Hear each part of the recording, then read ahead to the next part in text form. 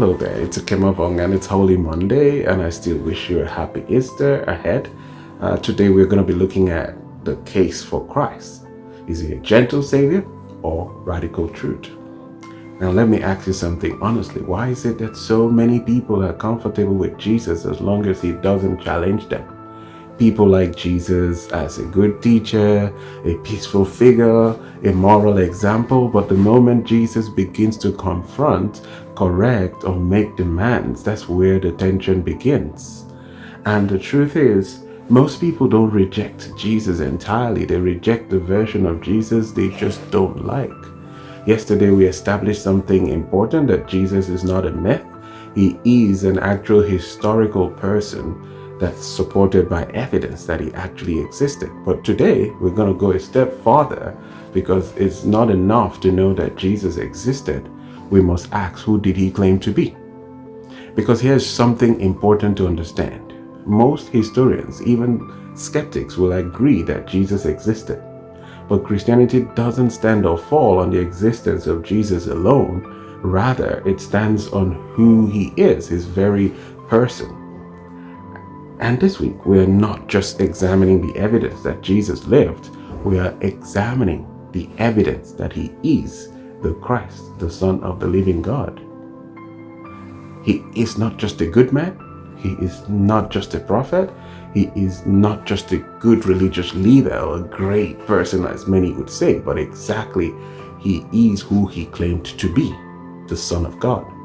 One of the biggest issues in our generation is that people have created a version of Jesus, a Jesus who agrees with everything we want, affirms everything we feel, and never confronts anything that we do.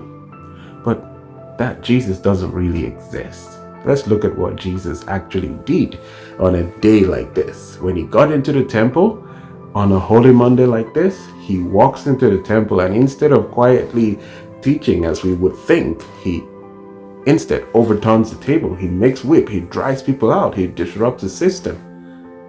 That doesn't sound like a nice, gentle, passive figure that some of us imagine. This is someone that is deeply committed to truth and ensures that that is what stands. Jesus was not just loving, he was truthful, and truth, when it confronts error, feels uncomfortable. Now, here is where it becomes very serious. Jesus didn't just teach good morals, he made radical claims about himself.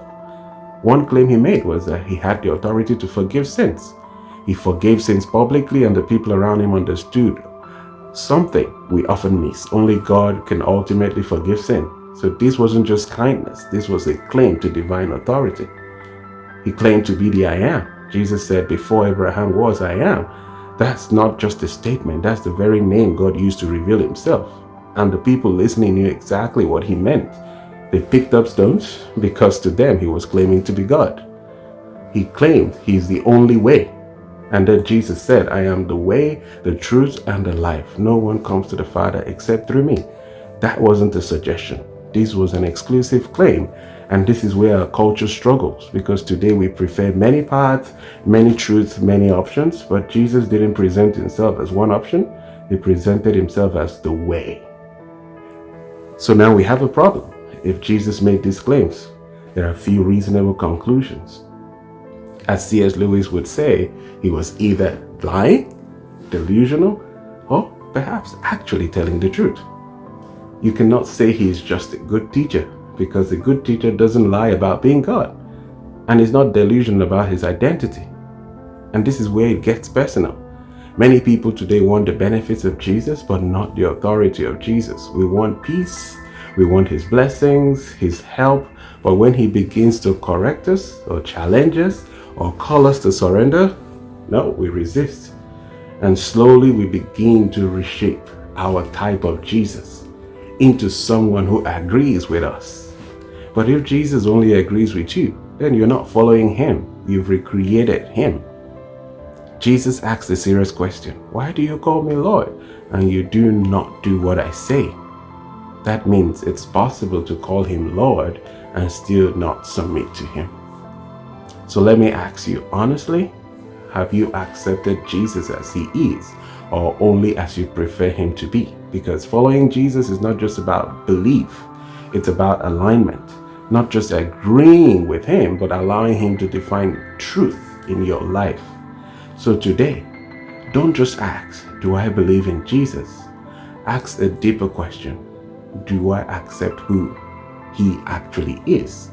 Because Jesus is not just a gentle savior, he is truth. And truth will always require a response. Like Pilate asked, what is truth? That will be your question today.